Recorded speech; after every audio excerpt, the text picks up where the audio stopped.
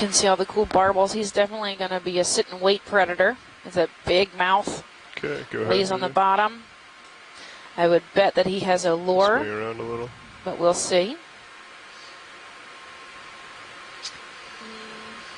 He does. It's kind of wafted off to the left-hand side. Stowed position. As you can see, as he's modified back fins, he can use his look more like feet to crawl around the bottom. Or just stand incredibly still. See, we might freak him out enough to get him to move. Come a little bit further so you can maybe get the eye. So are all those little things that are around his face pretty stable for there, sensory actually. purposes or more for camouflage, decorative? I belong here. I'm not entirely sure. It could go either way. It could be both. Would you like me to try and come over a little bit more of their video? Alright, yeah. Coming over a tiny bit more. Got the steel camera. He's pretty fun. Pan down. He is very grumpy. Yeah, sure. Tilt down. You can see his teeth. Oh, how cool. Those look scary. Would not want to be in the jaws of that. No coming back. Yep. I would imagine he can get a pretty big piece of prey out of that, too. Coming up a little And with that the big rotator. smiling mouth. Holding there. If we have anyone in the chat room or online that can help us identify what kind of fish this is, that would be really great.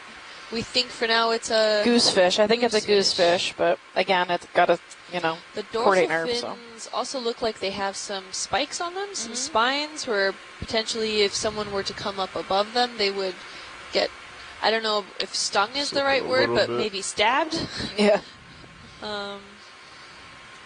This looks really interesting overall. I've seen these goosefish on the Lophites. It's an angler. Could probably sit up. Right, so it has this, when when they say it's an anglerfish, that means it has a wart on its, between its eyes that usually uses to sit and wait predator and actually acts like a little fishing lure to attract little fish. Like Finding Nemo taught us. And it's from the genus Lophoides. Thanks, Ken, and he says that there are 3 similar species closely associated with Lophelia habitats, so good to know. And actually, to answer my question from earlier about those fringes around his jawline, they're actually meant as camouflage to help him associate better with the overall substrate.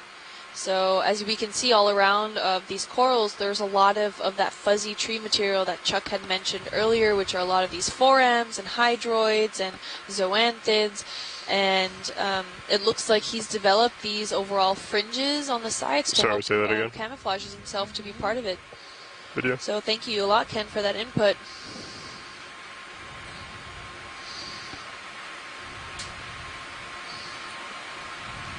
Lophoides. I didn't hear when you said video. Maybe. The science was very low. We're good here if you want to move on anytime. Sure. Video, how do you feel? Is there any other shots you want to get of this? And he has really blue, crystal, greenish eyes. I wonder if that's something to better see in the dark lights, or if he's actually capable of seeing really at all. Maybe some of the bioluminescence quick to pick up. I don't know if any of his internal color structure of his eyes has anything to do with that, but they're quite distinctive. A lot of the times, I know it happens in sharks, the back of the eye is reflective, and it's called tapedae lucidum. You can actually see it in cats, too. And what that does is, as light comes into the eye, it's actually reflected twice. So they get more more bright light than, we could see. Right?